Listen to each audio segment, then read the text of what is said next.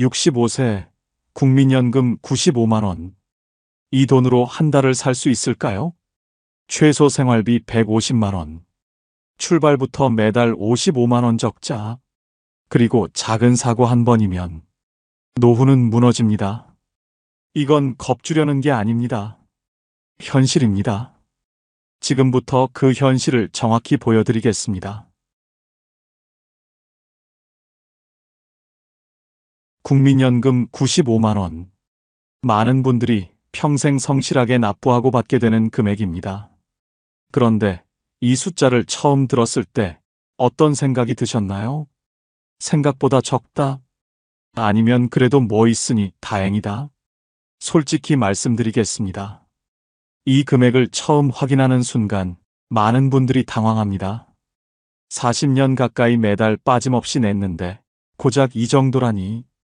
하지만 당황은 여기서 끝이 아닙니다. 진짜 문제는 지금부터입니다. 잠깐만요. 계산 한번 해보겠습니다. 혼자 사는 노인 한 명이 한 달을 살기 위해 필요한 최소 생활비 150만 원입니다. 부부라면 250만 원 정도 필요합니다. 여기서 국민연금 95만 원을 빼면 혼자 살 때 매달 55만 원이 부족합니다. 부부는 155만 원이 모자랍니다. 이게 무슨 뜻일까요? 매달 1일이 되면 통장에 95만 원이 들어옵니다. 그리고 그날부터 벌써 적자입니다. 월세 내고, 관리비 내고, 밥 먹고, 병원 가고, 약 사고 나면 한 달이 끝나기도 전에 바닥입니다. 아니 사실 한 달도 못 버팁니다. 20일쯤 되면 이미 통장은 텅 비어 있습니다. 그럼 남은 10일은 어떻게 버틸까요? 저축한 돈을 깨거나 자식에게 손을 벌리거나 아니면 그냥 참습니다. 밥을 줄이고 난방을 끄고 약을 끊습니다. 그리고 이게 한두 달이 아닙니다. 65세부터 시작해서 70세, 75세, 80세 매달 55만 원씩 부족한 삶이 10년, 20년 이어집니다. 10년이면 6,600만 원, 20년이면 1억 3,200만 원의 적자입니다. 이 숫자 그냥 지나치지 마세요. 1억이 넘는 돈을 어디서 메워야 할까요? 저축? 퇴직금? 자식? 만약 그 어느 것도 없다면 그때부터는 버티는 게 아니라 무너지는 겁니다. 준비 없이 국민연금만으로 노후를 맞이한다는 건 결국 이런 뜻입니다. 아침에 눈을 뜨면 오늘은 뭘 포기할까 고민하는 삶. 병원에 가야 하는데 약값이 아까워 참는 삶. 자식 만나는 게 두려운 이유가 손 벌릴까봐 겁나는 삶. 그리고 그 두려움은 시간이 지날수록 몸이 약해질수록 더 깊어집니다. 여름엔 에어컨을 못 틀고 겨울엔 내복을 겹쳐 입습니다. 친구 만나자는 전화에도 커피 한 잔이 부담스러워 거절합니다. 손주 용돈 주고 싶어도 통장을 보면 한숨만 나옵니다. 생일날 외식 한번 하고 싶어도 계산기를 두드리다 포기합니다. 마트에서 장을 볼 때도 카트에 담았다가 가격표 보고 다시 빼놓습니다. 사고 싶은 게 아니라 필요한 것만 삽니다. 아니, 필요한 것도 반만 삽니다. 이게 단순히 돈이 부족한 문제일까요? 아닙니다. 존엄이 무너지는 겁니다. 선택권이 사라지는 겁니다. 삶이 쪼그라드는 겁니다. 한때는 누군가의 가장이었고, 직장에서 인정받던 사람이었고, 자식을 키우고 집을 마련했던 사람이 이제는 1,000원짜리 지폐 한 장에도 고민하게 됩니다. 그리고 이 모든 게 매달 1일 95만 원이 들어오는 순간부터 시작됩니다. 처음엔 괜찮다고 생각합니다. 그래도 연금이 있으니까, 조금만 아끼면 되니까, 자식들도 있으니까. 하지만 현실은 다릅니다. 2년 차쯤 되면 저축은 바닥나고 자식에게 손 벌리기도 미안하고 몸은 점점 아파옵니다. 5년 차쯤 되면 병원비가 무섭고 약값이 부담스럽고 친구들 장례식장 부의금도 부담입니다. 10년 차쯤 되면 이미 포기한 게 너무 많아서 무엇을 포기했는지도 기억나지 않습니다. 그냥 하루하루 버티는 겁니다. 매달 시작하자마자 빚이 늘어나는 삶. 이건 누군가의 이야기가 아닙니다. 지금 이 순간 준비하지 않고 있는 우리 모두의 미래입니다. 숫자는 거짓말을 하지 않습니다. 95만 원은 95만 원일 뿐 150만 원이 될 수 없습니다. 기적도 없고 운도 없습니다. 그냥 숫자입니다. 냉정한 현실입니다. 그리고 그 차이 매달 55만 원. 그게 바로 노후 파산의 시작입니다. 지금 당장은 먼 이야기 같지만 65세는 생각보다 빨리 찾아옵니다. 그리고 그때 가서 그때 준비할 걸 이라고 후회해봤자 이미 늦습니다. 숫자는 변하지 않습니다. 현실은 기다려주지 않습니다. 그러니 지금 이 순간부터 준비해야 합니다. 질병은 준비할 수 있습니다. 당뇨, 고혈압, 관절염. 이런 건 미리 알 수 있고 천천히 관리할 수 있습니다. 하지만 사고는 다릅니다. 사고는 예고가 없습니다. 어제까지 멀쩡하던 사람이 오늘 아침 욕실에서 넘어집니다. 그냥 미끄러진 겁니다. 물기 때문에, 순간적인 어지러움 때문에. 그렇게 엉덩방아를 찢는 순간 고관절이 부러집니다. 70대 노인의 고관절 골절. 이건 단순한 골절이 아닙니다. 수술해야 하고, 입원해야 하고, 재활해야 합니다. 그리고 그동안 누군가 옆에서 돌봐줘야 합니다. 수술비만 500만 원, 입원비 200만 원, 재활치료 3개월에 300만 원, 간병비 한 달에 200만 원씩 3개월이면 600만 원. 합치면 1600만 원입니다. 욕실에서 미끄러진 것 한 번에 1600만 원이 사라집니다. 보험? 있습니다. 하지만 보험금은 실제 들어간 돈의 절반도 안 됩니다. 비급여 항목은 보험 적용이 안 되고 간병비는 아예 본인 부담입니다. 결국 통장에서 빠져나가는 건 1000만 원이 넘습니다. 그리고 이건 욕실 낙상 이야기일 뿐입니다. 어느 날 갑자기 찾아오는 뇌졸중은 어떨까요? 아침에 일어났는데 한쪽 팔다리에 힘이 없습니다. 말이 어눌해지고 시야가 흐려집니다. 119를 부르고 응급실로 실려갑니다. CT 찍고 MRI 찍고 혈전 용해제 투여하고 중환자실에 입원합니다. 골든타임 안에 조치했다면 다행이지만 그래도 후유증은 남습니다. 한쪽 팔을 쓰기 힘들고 걷는 게 불편하고 말도 예전 같지 않습니다. 재활치료가 시작됩니다. 6개월, 1년, 길게는 2년. 물리치료, 작업치료, 언어치료. 하나에 몇만 원씩, 일주일에 3번씩 몇 개월을 다녀야 합니다. 그리고 집에서도 누군가 계속 돌봐줘야 합니다. 혼자 화장실도 못 가고, 밥도 혼자 못 먹고, 옷도 혼자 못 입습니다. 간병인을 쓰면 한 달에 200만 원, 가족이 돌보면 그 가족은 직장을 그만둬야 합니다. 뇌졸중 한 번에 2천만 원에서 3천만 원이 들어갑니다. 보험이 있어도 마찬가지입니다. 비급여는 본인 부담, 간병비도 본인 부담. 통장은 순식간에 바닥납니다. 그리고 이런 일은 예고 없이 찾아옵니다. 작은 교통사고도 마찬가지입니다. 횡단보도를 건너다가 방향을 틀던 차에 스쳐 넘어집니다. 그 자리에서는 괜찮다고 일어났지만 집에 오니 허리가 아픕니다. 다음 날 병원에 가니 압박골절이라고 합니다. 수술까지는 안 해도 되지만 보조기를 차고 몇 달을 안정해야 합니다. 일상생활이 불가능합니다. 누워만 있어야 하고 혼자서는 아무것도 못합니다. 병원비, 약가, 보조기가, 통원 치료비, 택시비, 간병비. 작은 사고 하나에 몇백만 원이 나갑니다. 그리고 이 모든 게 한순간입니다. 아침에 멀쩡하게 일어났는데 저녁에는 병원 침대에 누워 있습니다. 어제까지 혼자 다 하던 사람이 오늘부터는 누군가의 도움 없이는 아무것도 못합니다. 그리고 통장에서는 매일 돈이 빠져나갑니다. 질병은 천천히 옵니다. 조금씩 신호를 보냅니다. 그래서 준비할 시간이 있습니다. 하지만 사고는 다릅니다. 한순간에 옵니다. 준비할 시간도 없습니다.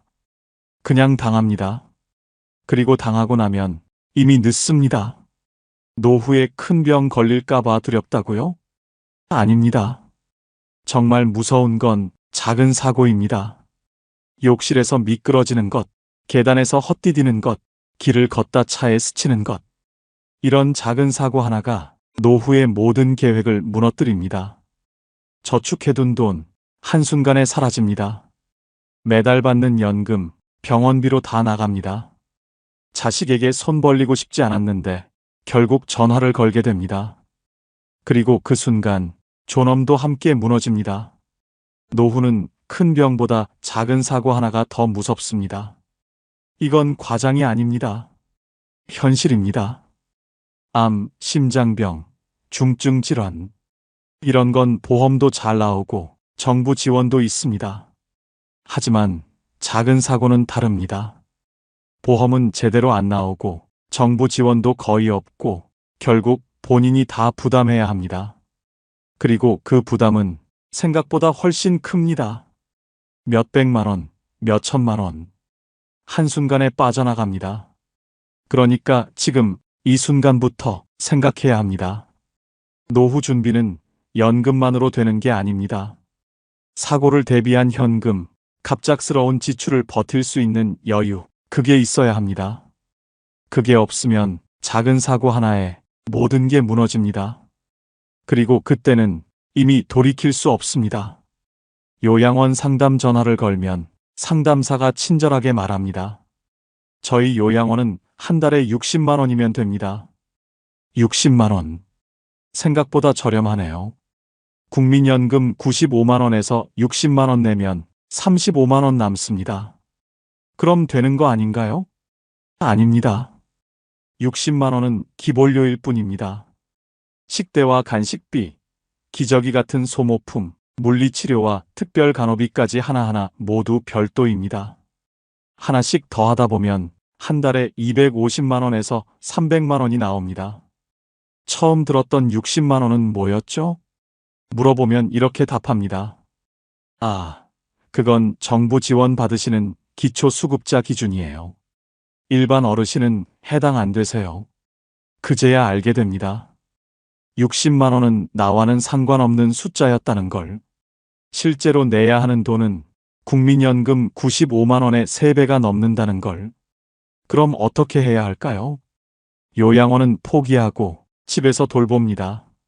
제가 요양 서비스를 신청하면 요양보호사가 하루 몇 시간 와줍니다. 하지만 그것도 충분하지 않습니다. 하루 4시간 돌봐주면 나머지 20시간은 누가 돌볼까요? 결국 가족입니다. 며느리가, 딸이, 아들이 직장을 그만두고 집으로 들어옵니다. 처음엔 괜찮다고 생각합니다. 우리 부모님인데 몇 달 정도야 내가 돌보지 뭐. 하지만 몇 달이 지나고 1년이 지나면 상황은 달라집니다. 매일 기저귀를 갈고 식사를 도와주고 화장실을 돕고 목욕을 시키고 약을 챙기고 밤에도 몇 번씩 깹니다. 하루 24시간이 온전히 돌봄에 쓰입니다. 그 사이 직장은 잃었고 경력은 끊겼고 소득은 사라졌습니다. 배우자와의 관계도 틀어지고 자녀들과도 시간을 보내지 못하고 친구들과도 연락이 끊깁니다. 세상과 단절됩니다. 그리고 통장 잔고도 줄어듭니다. 소득은 없는데 지출은 계속되니까요. 병원비, 약가, 기저귀가, 영양제, 의료용품, 각종 생활비. 한 달에 최소 100만 원은 나갑니다. 돌보는 사람의 생활비까지 합치면 200만 원도 모자랍니다. 그렇게 2년, 3년이 지나면 가족 전체가 무너집니다. 돌보던 사람은 지치고 그 배우자는 불만이 쌓이고 자녀들은 피해를 봅니다. 부모님 하나 돌보는 일이 가족 전체를 흔듭니다. 그리고 이 모든 게 준비되지 않은 노후 때문입니다. 만약 부모님이 미리 준비했다면, 요양비를 스스로 부담할 수 있었다면 가족이 이렇게까지 희생하지 않아도 됐을 겁니다. 하지만 준비가 없으면 결국 가족이 짊어집니다. 그리고 그 무게는 생각보다 훨씬 무겁습니다. 돌봄은 단순한 간병이 아닙니다. 하루 종일 옆에 붙어 있어야 하고, 밤에도 제대로 잠을 못 자고, 자신의 삶을 완전히 포기해야 합니다. 그리고 그게 몇 년씩 이어집니다. 치매라면 더 길어집니다. 5년, 10년. 그 긴 시간 동안 돌보는 사람은 서서히 무너집니다. 처음엔 효심으로 시작했지만 시간이 지나면 지칩니다. 분노도 생기고 죄책감도 생기고 우울증도 옵니다. 그리고 어느 순간 돌보는 사람도 환자가 됩니다. 이게 바로 현실입니다. 요양원 60만 원이라는 말에 안심했다가 막상 알아보니 300만 원. 그럼 집에서 돌보자고 했다가 가족 전체가 무너집니다. 그리고 이 모든 게 한 사람의 노후 준비 부족에서 시작됩니다. 한 사람의 아픔이 결국은 가족의 생존을 흔듭니다. 이건 과장이 아닙니다. 실제로 많은 가정이 노인 한 명 돌보다가 경제적으로 무너지고 정서적으로 붕괴되고 관계가 파탄납니다. 이혼하는 부부도 있고 자녀가 학업을 중단하는 경우도 있고 돌보던 사람이 극단적 선택을 하는 경우도 있습니다. 돌봄은 사랑만으로 되지 않습니다. 돈이 필요하고 시간이 필요하고 시스템이 필요합니다. 하지만 준비 없는 노후에는 그 어느 것도 없습니다. 그냥 가족에게 떠넘겨질 뿐입니다. 그리고 가족은 그 무게를 견디지 못합니다. 요양비 300만 원 누가 낼까요? 국민연금 95만 원으로는 턱없이 모자랍니다. 자식이 내야 합니다. 하지만 자식도 자기 생활이 있습니다. 집 대출, 자녀 교육비, 생활비. 그런데 거기에 부모님 요양비까지 더해지면 버틸 수가 없습니다. 결국 요양원은 포기하고 집으로 모십니다. 그리고 그때부터 가족의 삶이 멈춥니다. 누군가는 직장을 그만두고 누군가는 꿈을 포기하고 누군가는 관계를 잃습니다. 이게 돌봄의 현실입니다. 그리고 이 현실은 준비되지 않은 노후가 만들어낸 결과입니다. 지금 당장은 괜찮을 것 같습니다. 나는 아직 건강하고 자식들도 잘 살고 있으니까. 하지만 언젠가는 옵니다. 돌봄이 필요한 순간이. 그때 가서 자식에게 미안해하고 가족에게 짐이 되고 스스로를 원망해봤자 이미 늦습니다. 준비는 지금 해야 합니다. 요양비를 스스로 부담할 수 있는 돈, 가족에게 짐이 되지 않을 수 있는 여유, 그게 있어야 합니다. 그게 없으면 결국 가족이 무너집니다. 그리고 그 무너짐은 돈의 문제를 넘어서 관계의 파괴로 이어집니다. 노후 준비할 때 우리는 주로 이런 것들을 계산합니다. 월세, 식비, 병원비, 공과금. 하지만 노후에는 눈에 보이지 않는 지출이 있습니다. 그리고 그게 생각보다 훨씬 큽니다.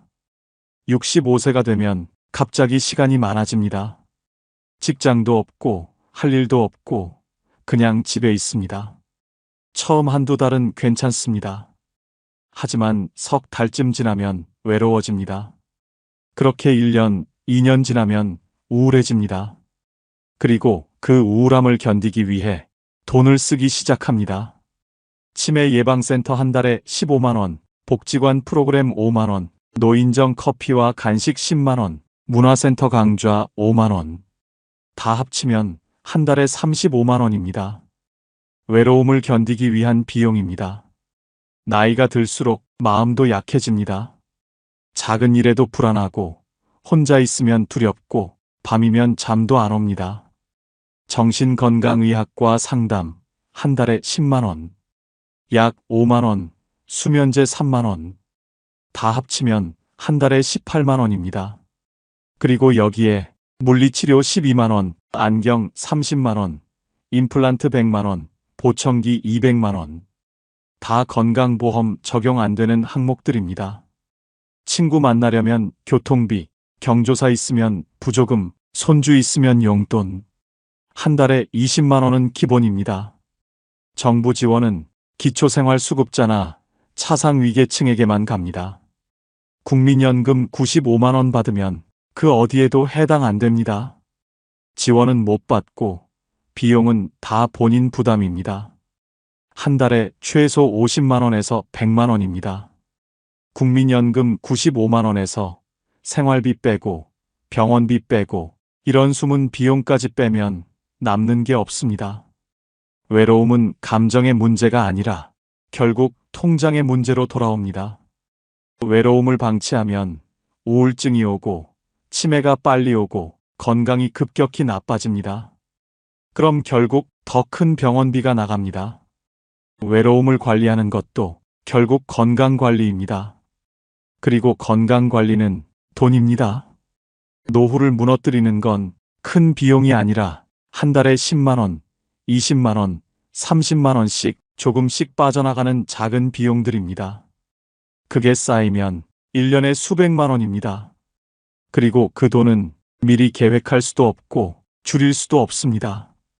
왜냐하면 그건 살기 위해 필요한 돈이니까요. 그 돈이 없으면 집에만 있고 사람 만나지 못하고 치매는 빨리 오고 우울증에 시달립니다. 그건 삶을 포기하는 겁니다. 노후 준비는 단순히 생존 비용만 준비하는 게 아닙니다. 살아가기 위한 비용, 외로움을 이겨내기 위한 비용, 최소한의 존엄을 지키기 위한 비용까지 준비해야 합니다. 그러니까 지금 계산할 때 눈에 보이는 비용만 계산하지 마세요. 보이지 않는 비용도 함께 계산하세요. 그게 최소 한 달에 50만 원, 많으면 100만 원입니다. 국민연금 95만 원으로는 생활비도 모자란데 여기에 숨은 비용까지 더하면 이미 파산입니다. 그리고 그 파산은 조용히 찾아옵니다. 조금씩 매달 빠져나가다가 어느 날 돌아보니 통장이 텅 비어 있습니다. 그리고 그때는 이미 돌이킬 수 없습니다. 많은 분들이 이렇게 생각합니다. 국민연금이 있으니까 괜찮겠지. 정부에서 뭐라도 해주겠지. 기초연금도 있잖아. 과연 그럴까요? 국민연금 지금은 받고 있습니다. 하지만 이 제도가 앞으로도 계속 유지될까요? 전문가들은 말합니다. 국민연금 기금 2055년쯤 고갈된다고. 지금 40대, 50대 분들이 막 연금 받기 시작할 무렵입니다.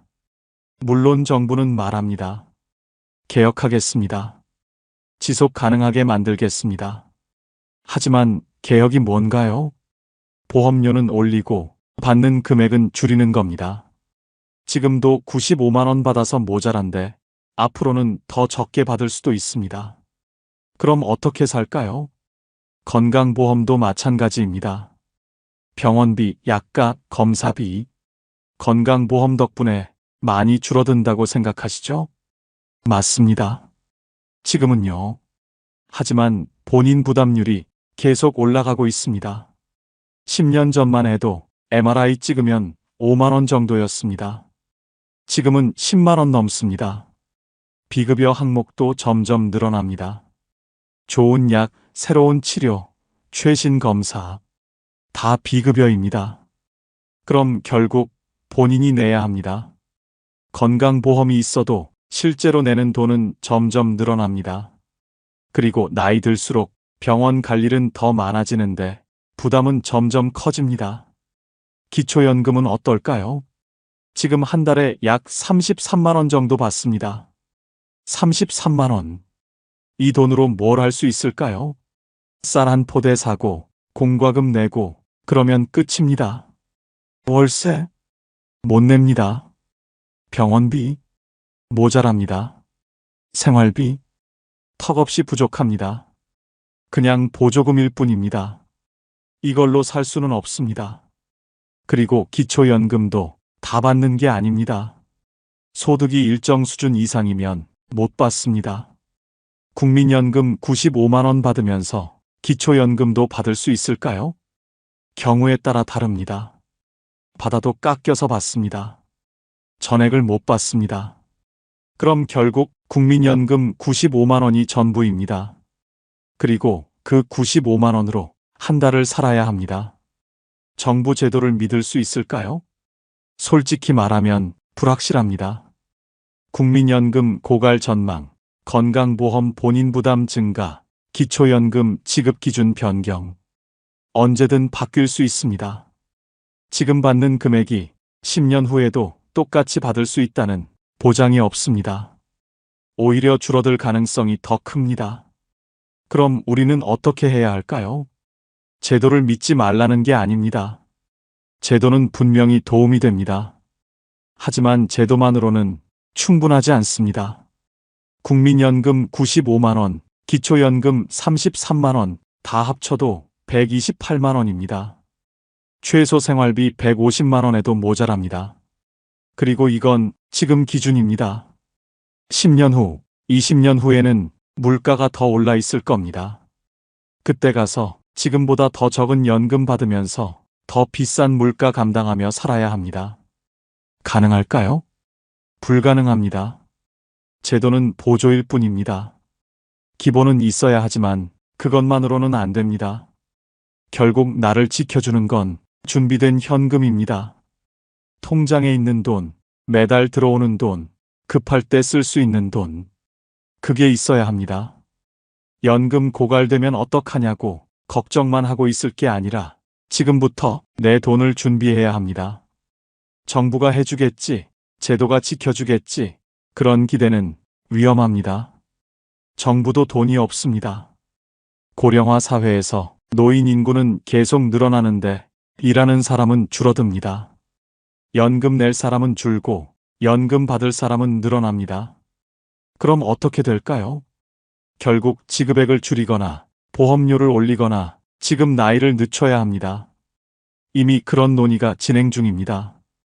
연금 받는 나이 65세에서 67세로 나중엔 70세로 늦춰질 수도 있습니다. 그럼 65세부터 70세까지 5년 동안은 연금 없이 살아야 합니다. 그 5년을 어떻게 버틸까요? 퇴직금? 저축? 자식? 준비 없으면 그 5년이 지옥입니다. 제도는 보조일 뿐, 결국 나를 지켜주는 건 준비된 현금입니다. 이 말을 기억하세요. 국민연금 있으니까 괜찮다. 기초연금 있으니까 괜찮다. 그렇게 안심하지 마세요. 제도는 최소한의 안전망일 뿐 풍요로운 노후를 보장하지 않습니다. 아니, 최소한의 생활조차 보장하지 못합니다. 그러니까 지금 이 순간부터 내 돈을 준비하세요. 매달 들어오는 현금, 급할 때 쓸 수 있는 여유, 그게 있어야 합니다. 연금 고갈되든 제도가 바뀌든 내게 현금이 있으면 버틸 수 있습니다. 하지만 현금이 없으면 제도가 바뀌는 순간 무너집니다. 선택은 지금 해야 합니다. 제도를 믿고 기다릴 것인가, 아니면 스스로 준비할 것인가. 10년 후, 20년 후, 그때 가서 후회해봤자 이미 늦습니다. 준비는 지금입니다. 지금까지 우리는 노후의 현실을 봤습니다. 국민연금 95만 원으로는 부족하고 작은 사고 하나에 무너지고 요양비는 가족을 짓누르고 외로움조차 돈이 들고 제도는 불확실합니다. 그럼 대체 어떻게 해야 할까요? 답은 의외로 단순합니다. 매달 들어오는 돈, 현금 흐름입니다.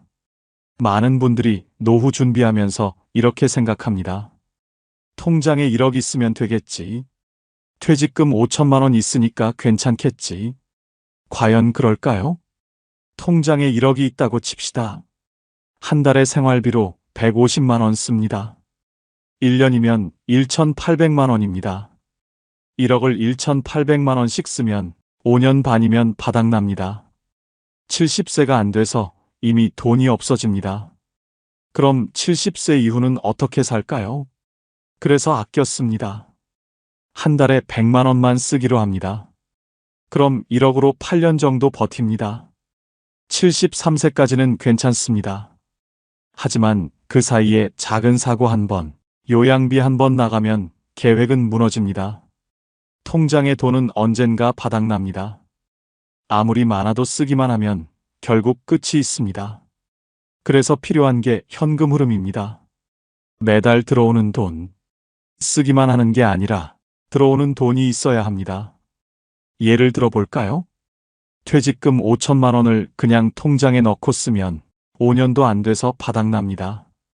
하지만 그 5천만 원을 현금 흐름으로 바꾸면 어떨까요? 3천만 원은 안정적인 채권에 연 4% 이자 나오면 1년에 120만 원, 한 달에 10만 원입니다.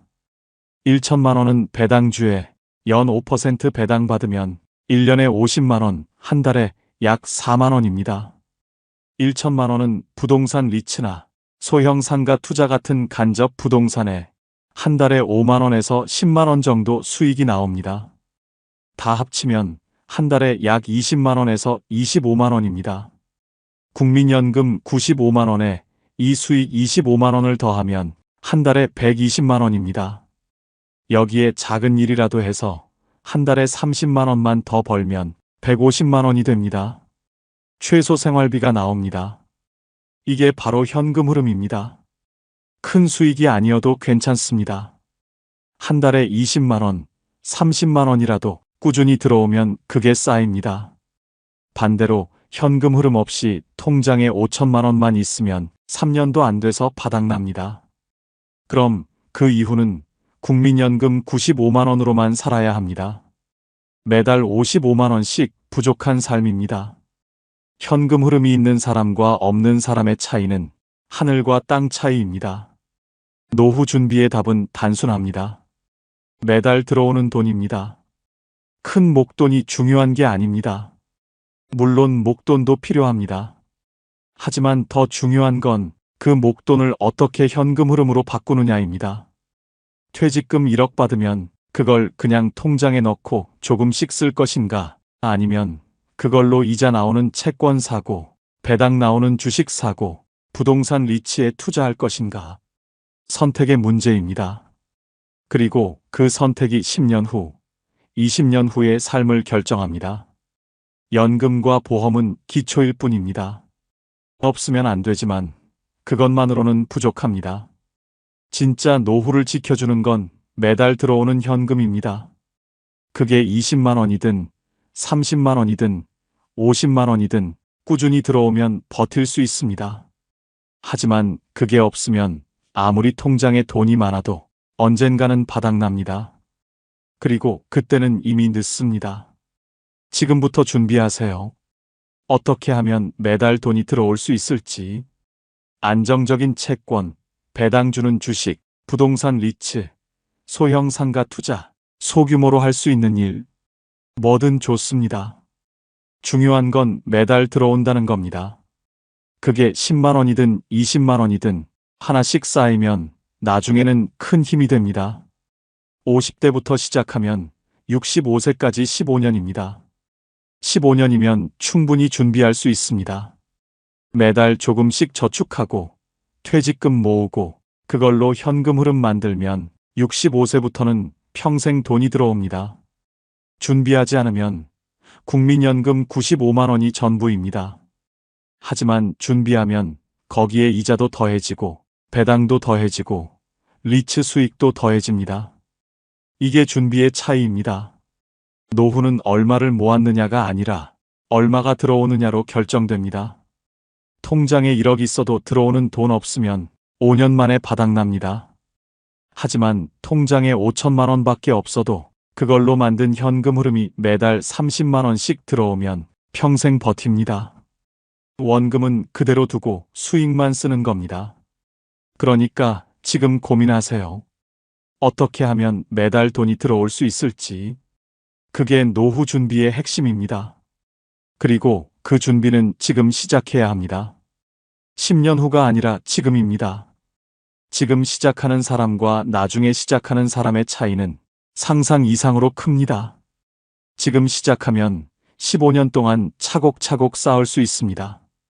하지만 나중에 시작하면 시간이 부족합니다. 그리고 시간이 부족하면 결국 준비가 부족해집니다. 노후 파산은 피할 수 없는 운명이 아닙니다. 단, 지금부터 준비하는 사람에게만 예외가 주어집니다. 매달 들어오는 돈, 현금 흐름. 이게 답입니다. 같은 회사에서 일했던 두 사람이 있습니다. 둘 다 퇴직금 5천만 원 받았습니다. 둘 다 국민연금 95만 원 받습니다. 10년 후 75세가 된 두 사람의 삶은 어떨까요? 씨는 지금 작은 원룸에 혼자 살고 있습니다. 아침에 일어나면 냉장고를 먼저 확인합니다. 뭘 먹을 수 있을까 계산하면서요. 친구들 전화가 와도 잘 안 받습니다. 밥 먹자는 말이 부담스럽습니다. 계산할 때 눈치 보는 게 싫어서요. 손주 생일이 다가오는데 용돈을 못 줍니다. 통장에 돈이 없습니다. 퇴직금 5천만 원, 5년 전에 다 썼습니다. B씨는 지금 손주들과 여행 중입니다. 제주도 3박 4일 다녀오는 길입니다. 여행 경비 100만 원, 부담 없이 냈습니다. 통장에는 여전히 4천만 원이 남아있고 매달 이자와 배당으로 35만 원씩 들어옵니다. 같은 출발선이었는데 왜 이렇게 다를까요? 차이는 50대에 만들어졌습니다. 씨는 50대에도 여전히 주는 것에 익숙했습니다. 자식 결혼 비용은 당연히 부모 몫이라 생각했고 집 장만까지 손을 보탰습니다. 손주가 태어나자 용돈을 쥐어줬고 친구들과는 골프와 여행을 즐겼습니다. 결국 모은 돈은 거의 없었습니다. 퇴직할 때까지 모은 돈이 퇴직금 5천만 원 뿐이었습니다. B씨는 50대부터 준비했습니다. 자식 결혼 비용은 최소한만 지원하고 집 장만은 자식 스스로 하도록 했습니다. 골프는 끊었고 여행도 줄였습니다. 대신 매달 50만 원씩 저축했습니다. 10년 동안 6천만 원을 모았고 퇴직금 5천만 원 합쳐서 1억 1천만 원이 됐습니다. 이 돈을 그냥 통장에 넣지 않았습니다. 절반은 안정적인 채권에 나머지는 배당주와 리츠에 투자했습니다. 매달 30만 원에서 40만 원씩 수익이 들어왔습니다. 그리고 생활비도 구조 조정했습니다. 65세 이후부터는 집을 줄였습니다. 큰 아파트에서 작은 아파트로 이사하고 차도 처분했습니다. 월세 나가던 큰 집에서 작은 전세로 옮겼습니다. 그렇게 생활비를 한 달에 150만 원에서 120만 원으로 줄였습니다. 씨는 생활비를 줄이지 않았습니다. 65세 이후에도 여전히 큰 집에 살면서 한 달에 150만 원씩 썼습니다. 국민연금 95만 원으로는 부족해서 매달 통장에서 55만 원씩 꺼내 썼습니다. 1년이면 660만 원, 3년이면 약 2천만 원.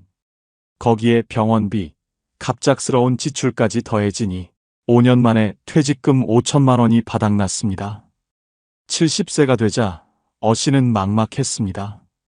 통장은 비었고 들어오는 건 연금 95만 원뿐.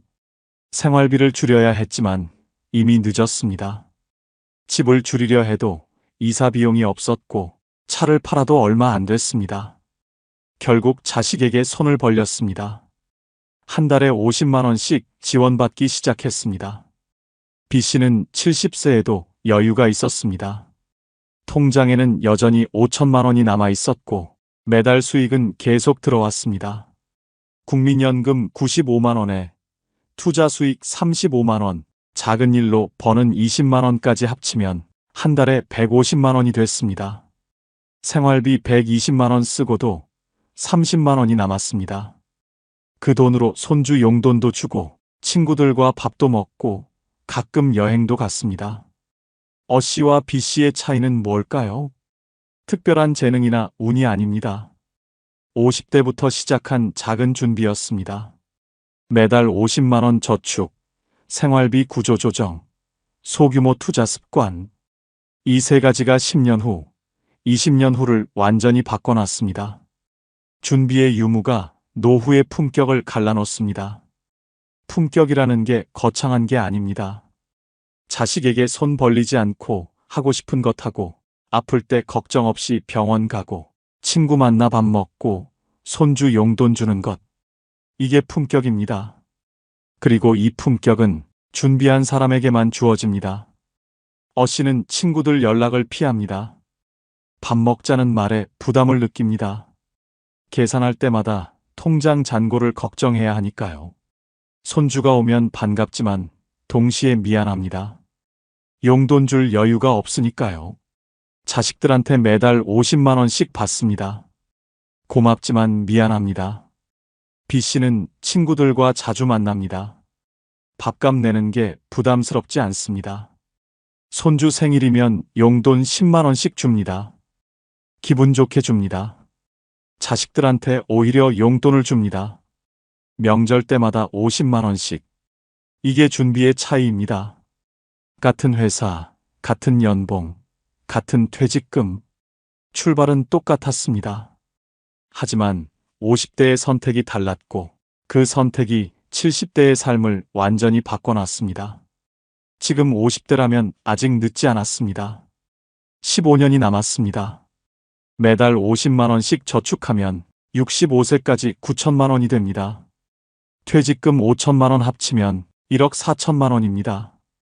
이 돈을 현금 흐름으로 바꾸면 매달 40만 원에서 50만 원씩 들어옵니다. 국민연금에 더하면 한 달에 145만 원입니다. 생활비 구조 조정해서 120만 원으로 줄이면 매달 25만 원씩 여유가 생깁니다. 이게 준비된 노후입니다. 지금 60대라면 5년에서 10년 남았습니다. 짧지만 그래도 할 수 있습니다. 지금이라도 생활비 줄이고 불필요한 지출 끊고 작은 투자라도 시작하면 65세 이후가 달라집니다. 하지만 준비하지 않으면 어시처럼 됩니다. 통장 바닥나고 자식에게 손 벌리고 친구 만나는 것도 부담스럽고 미안함 속에서 살게 됩니다. 노후의 품격은 돈으로 사는 게 아닙니다. 준비로 만드는 겁니다. 50만 원씩 저축하고 생활비를 30만 원 줄이는 것, 그리고 작은 투자를 시작하는 것. 이런 작은 준비들이 쌓여서 10년 후, 20년 후 완전히 다른 삶을 만듭니다. 지금 당장은 불편할 수 있습니다. 골프 끊고 여행 줄이고 저축하는 게 힘들 수 있습니다. 하지만 10년 후에는 고맙게 됩니다. 그때의 작은 불편이 지금의 여유를 만들었으니까요. 준비하지 않으면 10년 후에 후회합니다. 그때 골프 치고 여행 다닌 게 지금 이 고통을 만들었다고. 하지만 그때는 이미 늦습니다. 선택은 지금 해야 합니다. 지금의 작은 불편을 선택할 것인가, 아니면 10년 후에 큰 고통을 선택할 것인가. 준비한 사람의 70대는 여유롭습니다. 준비하지 못한 사람의 70대는 비참합니다. 그 차이를 만드는 건 지금 이 순간의 선택입니다. 작은 준비가 큰 차이를 만듭니다. 그리고 그 차이는 노후의 품격을 완전히 바꿔놓습니다. 노후 파산은 피할 수 없는 운명이 아닙니다.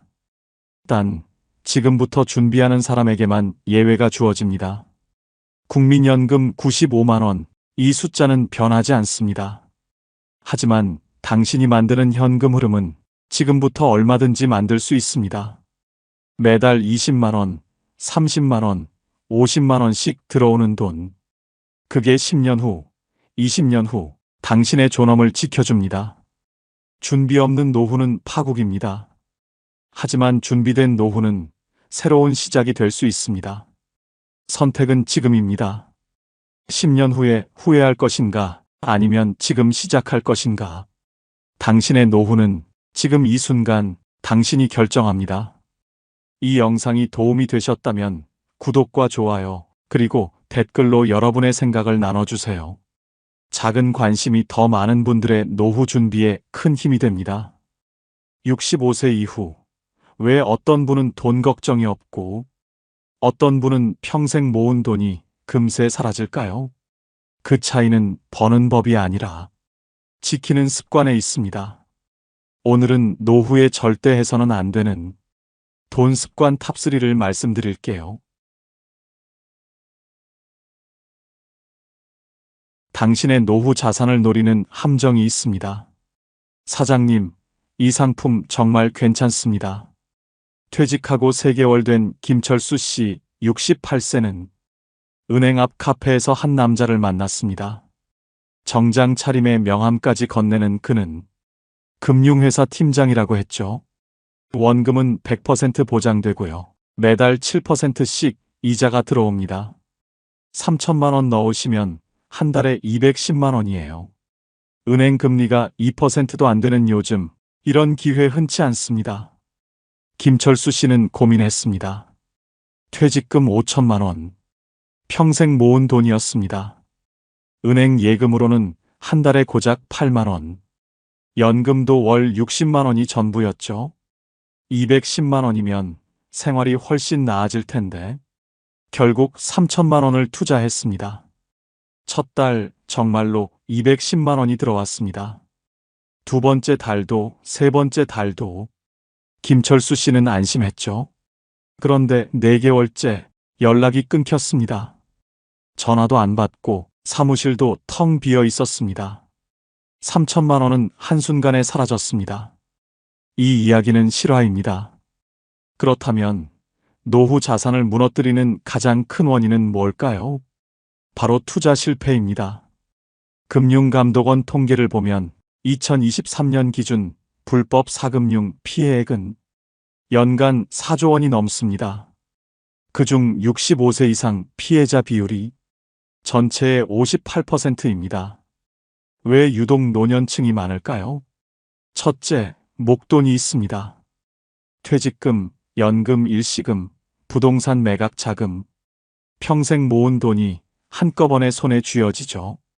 둘째, 정기 수입이 끊깁니다. 월급이 없으니 불안합니다. 이 돈으로 얼마나 버틸 수 있을까? 셋째, 저금리 시대입니다. 은행 예금 금리는 연 2%대 1억 원을 넣어도 한 달에 16만 원 정도입니다. 이런 상황에서 월 7% 보장이라는 말을 들으면 솔직히 흔들릴 수밖에 없습니다. 그런데 사기꾼들에게는 공통점이 있습니다. 항상 똑같은 3가지 말을 사용하죠. 첫 번째는 원금 보장됩니다. 투자에서 원금 보장은 법으로 금지되어 있습니다. 은행 예금과 저축은행 예금만 예금자 보호법으로 5천만 원까지 보호됩니다. 그 외 모든 투자는 원금 보장이 불가능합니다. 주식도, 채권도, 펀드도, 심지어 국채도 원금을 100% 보장하지 않습니다. 그런데 누군가 원금 보장이라고 말한다면 그건 이미 법을 어기고 있는 겁니다. 두 번째는 매달 고정 수익 지급합니다. 월 7% 수익, 연 84%입니다. 전 세계 어떤 정상적인 투자 상품도 연 84%를 보장하지 않습니다. 참고로 워런 버핏의 50년 평균 수익률은 연 20%입니다. 세계 최고의 투자자도 20%인데 84%라니요? 계산해 볼까요? 1,000만 원을 월 7%로 투자하면 1년 후 1,840만 원, 2년 후 2,680만 원, 3년 후 3,520만 원. 말이 됩니까? 이런 수익률이 가능하다면 전 세계 부자들이 줄을 서겠죠. 세 번째는 은행보다 안전합니다. 은행은 금융감독원의 감독을 받습니다. 예금자 보호법도 있고요. 그런데 누군가 은행보다 안전하다고 말한다면 그럼 물어보세요. 어느 기관의 감독을 받나요? 예금자 보호가 되나요? 사업자 등록증 좀 볼 수 있을까요? 대부분 대답을 못합니다. 실제 사례를 하나 들어볼까요? 2020년 라임 자산운용 사건이 터졌습니다. 피해액 1조 6천억 원, 피해자 약 1만 명. 라임은 대형 증권사를 통해 펀드를 판매했습니다. 원금 보존형 펀드, 안정적 고수익, 이런 말로 투자자를 모았죠. 하지만 실제로는 허위 서류로 부실 기업에 투자했고 나중엔 환매도 중단됐습니다. 피해자 중 상당수가 퇴직금을 몽땅 잃은 60대에서 70대였습니다. 또 다른 사례도 있습니다. 2019년 P2P 업체 팝펀딩 사기 사건, 연 12%에서 15% 수익률을 보장한다며 2천억 원을 모았습니다. 투자금은 대출이 아닌 대표 개인 계좌로 빠져나갔고 회사는 하루아침에 사라졌습니다. 피해자 2,800명 중 70% 이상이 50대 이상이었습니다. 그럼 이런 질문을 하실 겁니다. 왜 이런 피해가 계속 반복되는 걸까요? 은퇴 후엔 상황이 달라집니다. 젊을 땐 잃어도 다시 벌 수 있습니다. 시간이 있으니까요. 하지만 은퇴 후엔 시간이 우리 편이 아닙니다. 70세에 3천만 원을 잃으면 다시 모으기가 거의 불가능합니다. 일자리도 없고 건강도 예전 같지 않죠. 그래서 더 조심해야 합니다. 그렇다면 투자하기 전에 꼭 확인해야 할 게 있습니다. 모두 5가지입니다. 첫 번째, 금융감독원 등록 여부를 확인하세요. 금융회사는 반드시 금융감독원에 등록되어 있어야 합니다. 금융감독원 홈페이지에서 금융회사 정보 메뉴를 클릭하면 등록된 회사인지 확인할 수 있습니다. 두 번째, 수익률이 현실적인지 따져보세요. 연 10% 이상 수익률을 보장한다면 일단 의심하세요. 2024년 기준 은행 예금 금리는 연 2.5%에서 3.5%, 국채 금리는 연 3%에서 4%, 회사채 금리는 연 4%에서 6%. 이게 현실입니다. 세 번째, 투자 설명서가 있는지 확인하세요. 모든 금융 상품은 투자 설명서가 있어야 합니다. 설명서에는 위험 등급, 수수료, 예상 수익률이 명확히 나와 있어야 합니다. 설명서가 없다면 절대 투자하지 마세요. 네 번째, 원금 보장 약속을 조심하세요. 누군가 원금 100% 보장이라고 말하면 그 순간 의심하세요. 법으로 금지된 표현입니다. 다섯 번째, 재투자 권유를 경계하세요. 처음 몇 달은 이자를 줍니다. 그리고 이렇게 말하죠. 이 수익을 재투자하시면 더 많은 이자를 드립니다. 이게 전형적인 폰지 사기 수법입니다. 새로운 투자자 돈으로 기존 투자자에게 이자를 주는 거죠. 언젠가는 무너집니다. 그럼 이제 안전한 투자의 기본 원칙을 말씀드리겠습니다. 전문가들이 권하는 노후 자산관리 원칙이 있습니다. 첫 번째 원칙은 분산 투자입니다. 한 곳에 몰빵하지 마세요. 예금 50%, 국채와 안정형 펀드 30%, 주식형 펀드 20%, 이렇게 나누면 한 곳이 흔들려도 전체는 안전합니다. 두 번째 원칙은 예금자 보호 상품을 우선하는 겁니다. 은행 예금과 저축은행 예금은 5천만 원까지 보호됩니다. 망해도 돌려받습니다. 이것만으로도 기본 생활비는 지킬 수 있습니다. 세 번째 원칙은 국채와 연금을 활용하는 겁니다. 국채는 나라가 보증합니다. 연금은 정부가 관리합니다. 수익률은 낮아도 안전성이 최고입니다. 네 번째 원칙, 가장 중요합니다. 잃지 않는 것이 우선입니다. 투자에서 가장 중요한 건 돈을 버는 게 아닙니다. 돈을 잃지 않는 겁니다. 연 10%를 벌려다 원금을 잃으면 의미가 없습니다. 연 3%라도 10년, 20년 안전하게 가져가는 게 낫습니다. 그런데 만약 이미 피해를 당했다면 어떻게 해야 할까요? 이미 투자해버렸다면 세 가지를 즉시 실행하세요. 첫 번째, 즉시 신고하세요. 금융감독원 불법금융신고센터 국번 없이 1332 경찰청에도 신고할 수 있습니다. 국번 없이 112 늦으면 늦을수록 돈을 찾기 어렵습니다. 두 번째, 증거를 확보하세요. 통장 내역, 계약서, 녹취록, 문자 메시지 등 모든 증거를 보관하세요. 세 번째, 집단 소송에 참여하세요. 혼자보다는 여럿이 함께 대응하는 게 유리합니다. 변호사 선임 비용도 나눌 수 있고요. 그리고 한 가지 더 꼭 말씀드리고 싶은 게 있습니다. 가족과 대화하세요. 아빠, 그 투자 괜찮은 거 맞아요? 자녀가 이렇게 물으면 귀찮아하지 마세요. 오히려 고마운 일입니다. 중요한 투자는 가족과 꼭 상의하세요.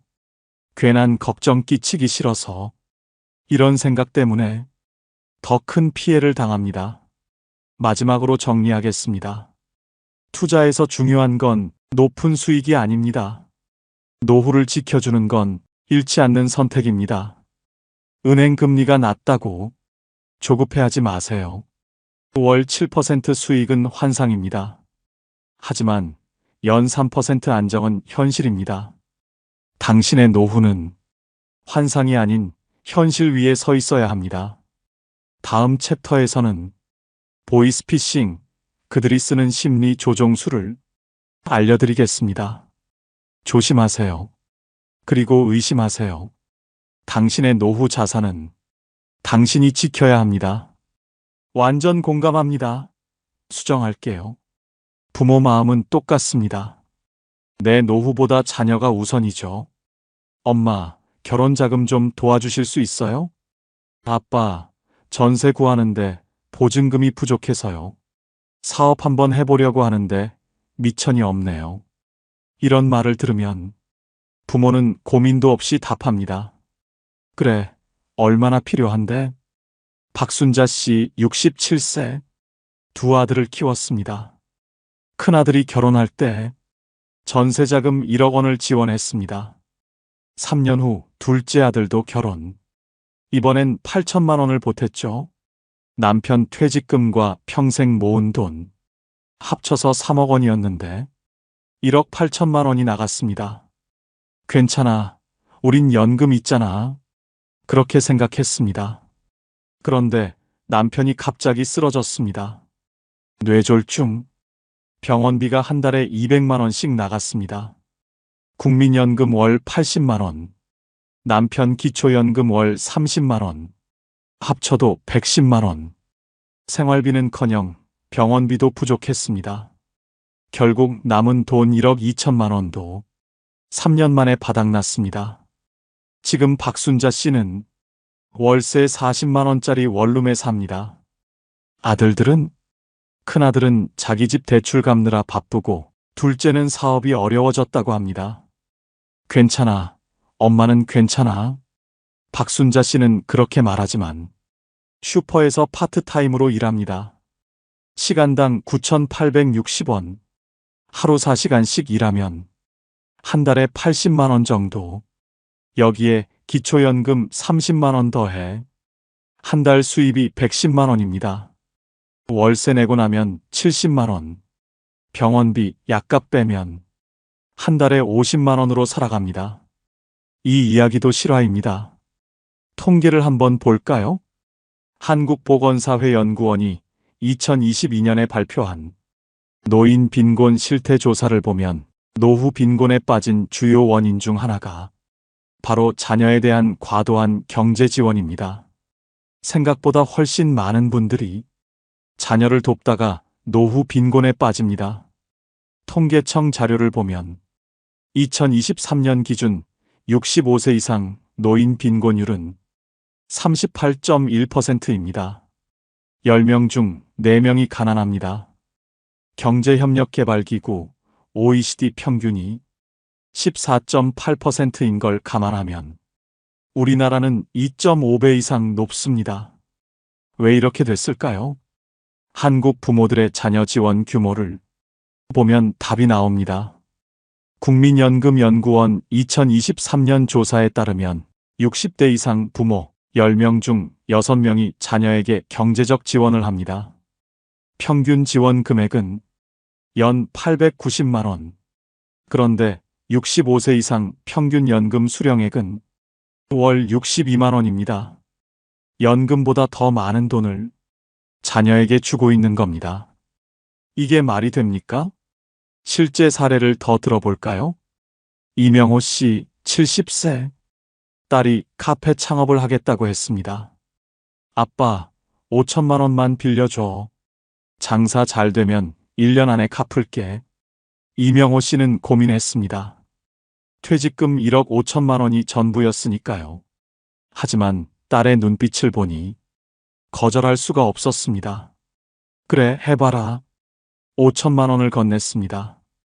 카페는 6개월 만에 문을 닫았습니다. 위치가 안 좋았고 경쟁도 심했습니다. 딸은 울면서 말했습니다. 아빠, 미안해. 갚을 길이 없어. 이명호 씨는 말했습니다. 괜찮아. 내가 건강하면 됐어. 그로부터 2년 후, 이명호 씨는 아들에게도 3천만 원을 빌려줬습니다. 전세 보증금이 부족하다고 해서요. 남은 돈은 7천만 원. 부인과 둘이서 월 50만 원씩 쓴다고 해도 12년이면 바닥납니다. 이명호 씨는 지금 77세, 평균 수명 83세까지 6년 남았습니다. 돈이 떨어지면 어떻게 할까요? 정부 조사를 보면 이런 케이스가 정말 많습니다. 한국개발연구원 KDI 보고서에 따르면 60대 이상 가구의 평균 저축액은 7,800만 원입니다. 그런데 자녀 결혼 지원 평균 금액이 5,200만 원입니다. 저축의 3분의 1을 자녀 결혼에 쓰는 겁니다.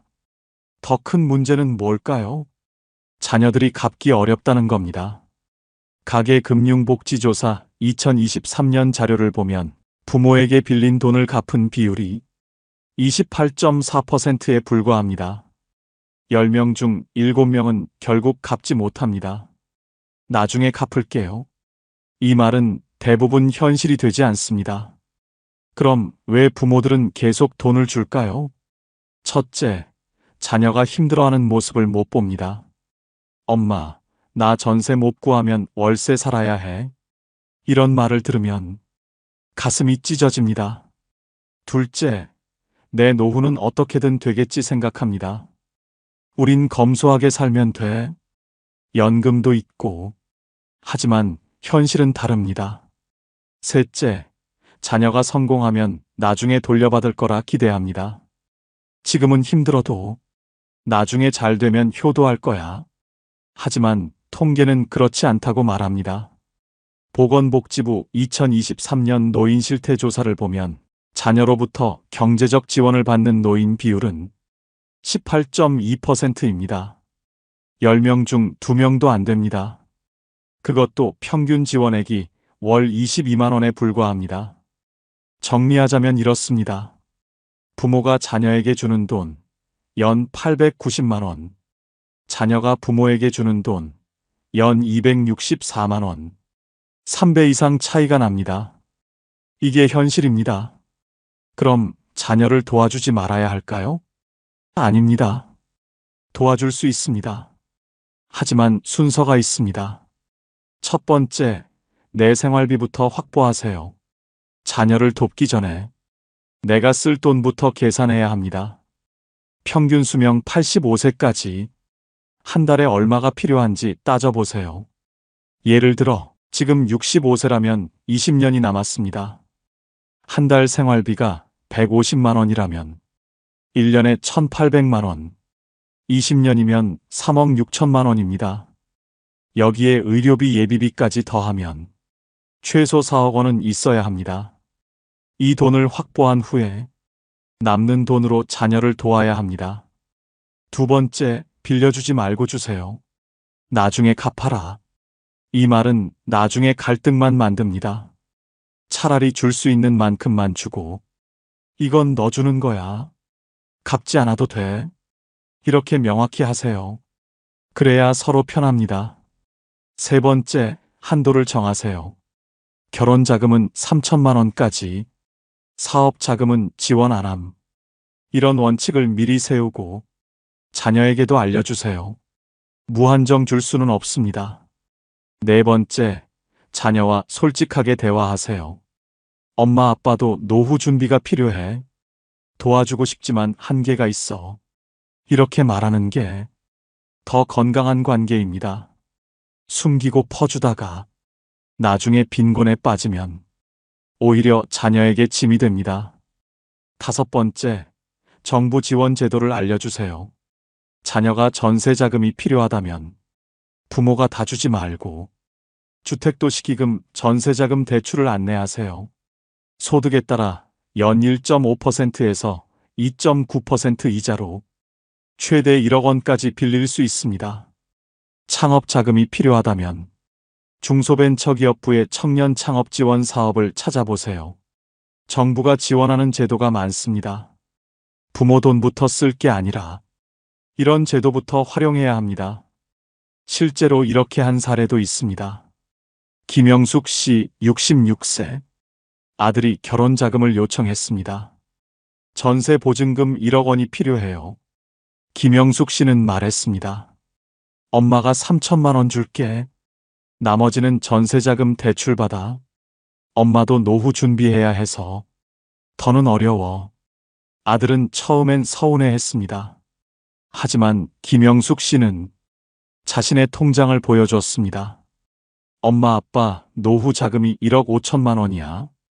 한 달에 100만 원씩 쓰면 12년밖에 안 돼. 평균 수명까지 살려면 20년은 있어야 해. 아들은 이해했습니다. 알겠어요, 엄마. 제가 알아볼게요. 결국 아들은 전세자금 대출을 받았고 김영숙 씨는 3천만 원만 지원했습니다. 5년이 지난 지금 김영숙 씨는 여전히 안정적인 노후를 보내고 있습니다. 아들도 건강하게 생활하고 있고요.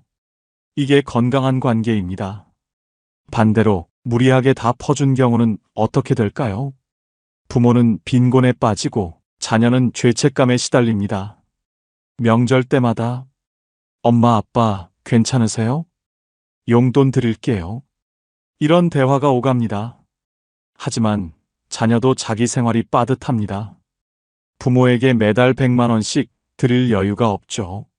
결국 부모도 자녀도 함께 무너집니다. 그래서 전문가들은 말합니다. 부모가 경제적으로 독립적이어야 자녀도 편하게 산다. 자녀에게 의지하지 않는 노후. 그게 진짜 효도를 받는 겁니다. 마지막으로 꼭 기억하세요. 부모가 든든해야 자녀도 든든합니다. 내가 빈곤에 빠지면 자녀가 나를 책임져야 합니다. 그게 더 큰 부담입니다. 지금 자녀에게 5천만 원 주는 것보다 20년 후 자녀에게 짐이 안 되는 게 진짜 사랑입니다. 자녀를 사랑한다면 내 노후부터 지키세요. 부모가 경제적으로 독립적일 때 자녀도 자유롭게 살 수 있습니다. 다음 챕터에서는 보증과 빚, 한순간에 무너지는 노후를 다루겠습니다. 자녀를 사랑하는 마음은 이해합니다. 하지만 그 사랑이 나와 자녀 모두를 무너뜨려서는 안 됩니다. 지혜로운 사랑이 필요합니다. 세 번째는 소소해 보이지만 의외로 가장 큽니다. 바로 매달 조금씩 빠져나가는 돈입니다. 보험료, 통신비, 쓰지 않는 구독료. 이 정도야 뭐. 이렇게 생각하지만 10년, 20년 모이면 엄청난 금액입니다. 최진수 씨 69세. 퇴직하고 3년이 지났습니다. 한 달 생활비가 빠듯했습니다. 국민연금 월 70만 원. 부인 기초연금 월 32만 원. 합쳐서 102만 원. 여기서 월세 45만 원 내면 57만 원 남습니다. 식비, 병원비, 생활비 쓰면 항상 마이너스였죠. 도대체 돈이 어디로 가는 걸까? 최진수 씨는 통장 내역을 확인했습니다. 그리고 깜짝 놀랐습니다. 보험료만 한 달에 28만 원. 종신보험, 암보험, 실손보험, 저축보험. 무려 7개나 들어 있었습니다. 30대부터 하나씩 가입했던 보험이 40년 동안 쌓인 겁니다. 통신비도 만만치 않았습니다.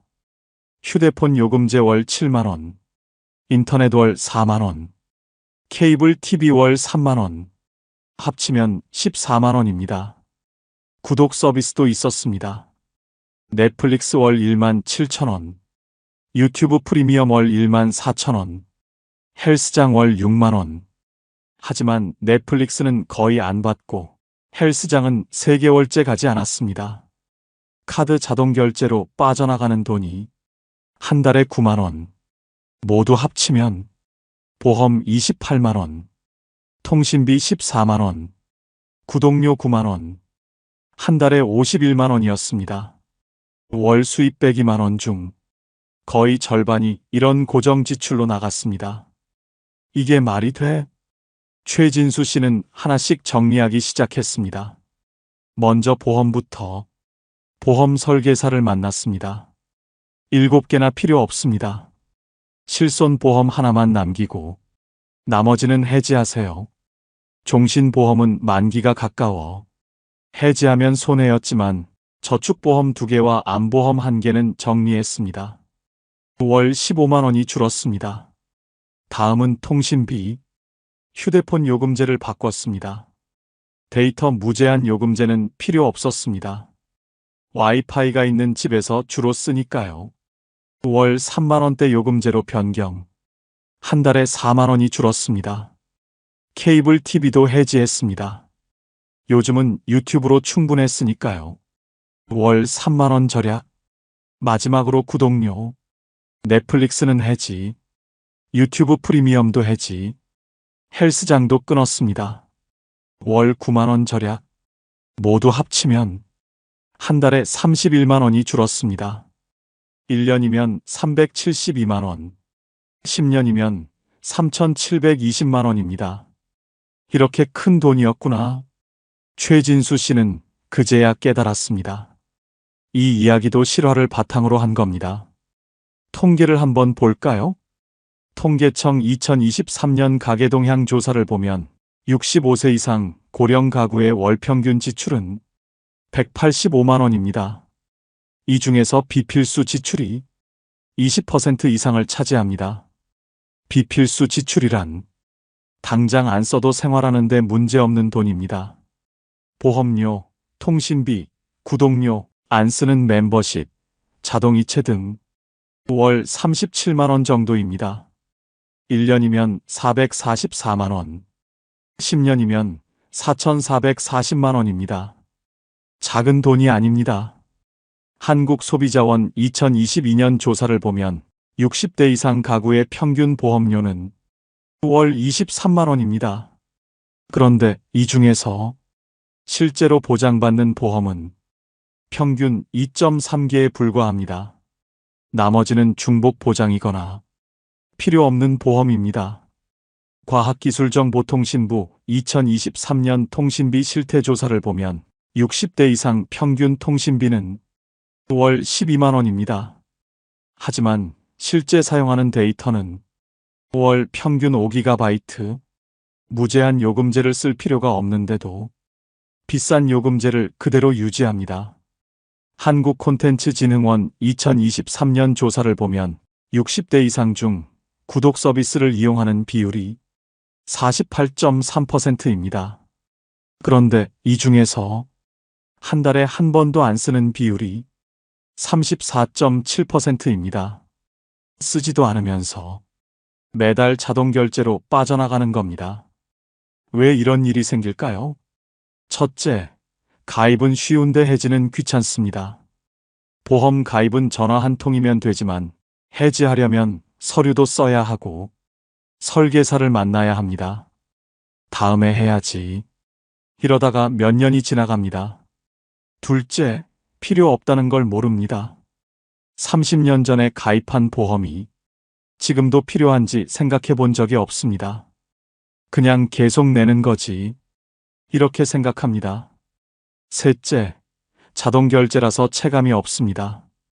현금으로 내면 아깝다는 생각이 드는데 카드 자동 결제는 빠져나가는 걸 모릅니다. 통장에서 조용히 사라지죠. 넷째, 해지하면 손해볼까봐 불안합니다. 보험 지금 해지하면 손해 아니에요? 이런 말을 듣고 그냥 유지합니다. 하지만 계산해보면 계속 내는 게 더 손해일 때가 많습니다. 실제 사례를 하나 더 들어볼까요? 김순희 씨, 72세. 보험료가 한 달에 32만 원이었습니다. 20대 때부터 가입한 보험이 10개나 됐습니다. 금융감독원 보험 클리닉에 상담을 받았습니다. 상담사는 말했습니다. 이 중에서 3개만 남기고 나머지는 해지하세요. 중복 보장이 너무 많습니다. 실손보험 2개 있는데 한 번 청구하면 한 곳에서만 받습니다. 둘 다 낼 필요 없어요. 저축보험은 이자가 연 2%인데 은행 예금이 3%입니다. 해지하고 은행에 넣는 게 나아요. 김순희 씨는 7개를 해지했습니다. 월 23만 원이 줄었습니다. 그리고 통신비도 정리했습니다. 휴대폰은 알뜰폰으로 바꿨습니다. 통신사 직영은 월 7만 원인데 알뜰폰은 월 2만 원. 똑같은 통신망을 쓰는데 5만 원이 쌌습니다.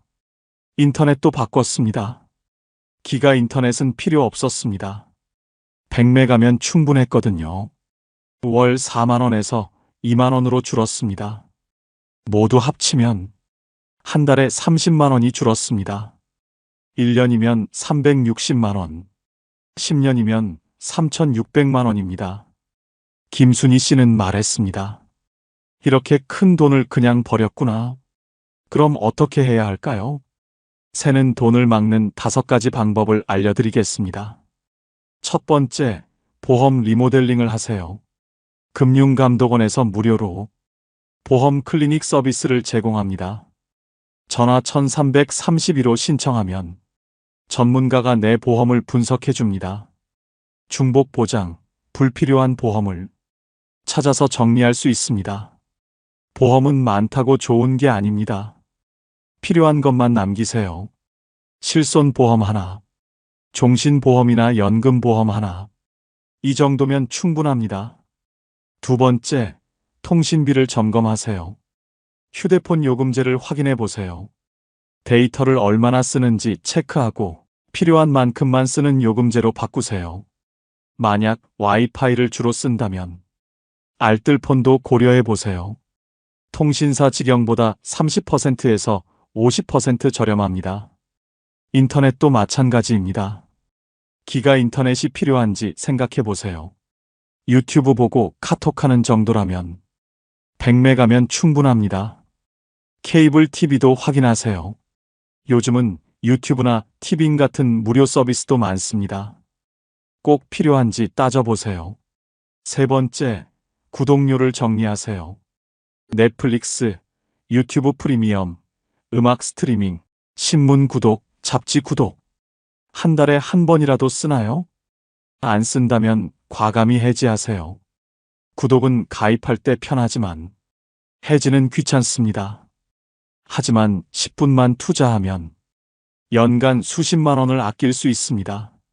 네 번째, 자동 결제를 확인하세요. 카드 자동 결제 내역을 확인해 보세요. 은행 앱이나 카드사 앱에 들어가면 자동 결제 목록이 나옵니다. 헬스장, 요가, 영어 학습 앱, 쓰지 않는 멤버십.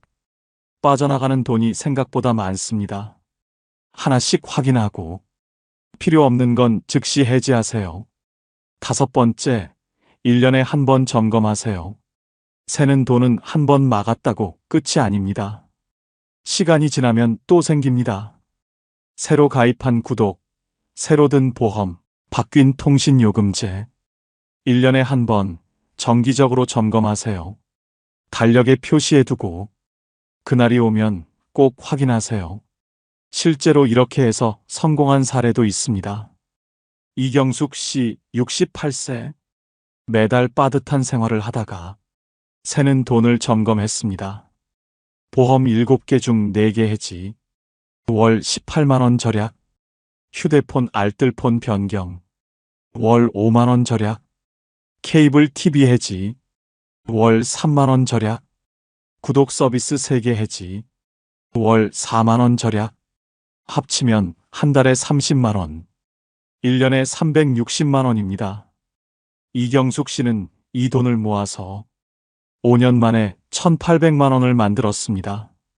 커피 한 잔 아끼는 것보다 새는 돈 막는 게 훨씬 크다. 이경숙 씨의 말입니다. 마지막으로 정리하겠습니다. 작은 새는 돈이 모여 큰 노후 자금이 됩니다. 한 달에 15만 원씩만 줄여도 1년이면 180만 원, 10년이면 1,800만 원입니다. 이 돈이면 기초생활을 3년은 더 버틸 수 있습니다. 오늘 당장 시작하세요. 통장 내역을 확인하고 자동 결제 목록을 점검하고 필요 없는 보험을 해지하세요. 10분이면 됩니다. 그 10분이 당신의 노후를 바꿉니다. 새는 돈을 막으면 노후 자금이 채워집니다. 여기까지 들으셨습니다. 고수익 투자의 유혹, 자녀에게 무리한 지원, 그리고 새는 돈 방치. 이 세 가지가 노후 자산을 무너뜨립니다. 투자에서 중요한 건 높은 수익이 아닙니다. 노후를 지켜주는 건 잃지 않는 선택입니다. 월 7% 수익보다 월 3% 안정이 낫습니다. 자녀를 사랑한다면 내 노후부터 지키세요. 부모가 경제적으로 독립적일 때 자녀도 자유롭게 살 수 있습니다. 커피 한 잔 아끼는 것보다 새는 돈 막는 게 훨씬 큽니다. 한 달에 15만 원씩만 줄여도 10년이면 1,800만 원입니다. 고수익보다 더 값진 건 내 돈을 안전하게 지키는 겁니다. 노후 자산은 빠르게 불리는 게 아니라 오래 지켜내는 데서 차이가 납니다. 투자의 성패는 수익률이 아니라 결국 내 돈을 끝까지 지켜냈느냐에 달려 있습니다. 오늘부터 시작하세요. 의심하고 점검하고 지키세요. 당신의 노후는 당신이 지켜야 합니다. 오늘 영상이 도움이 되셨다면 좋아요 버튼 한번 눌러주세요. 구독과 알림 설정도 해두시면 노후 자산을 지키는 더 많은 정보를 빠르게 받아보실 수 있습니다. 댓글로 여러분의 이야기도 들려주세요. 나도 이런 실수를 했었는데 이렇게 해서 돈을 아꼈어요. 여러분의 경험이 다른 분들에게 큰 도움이 됩니다.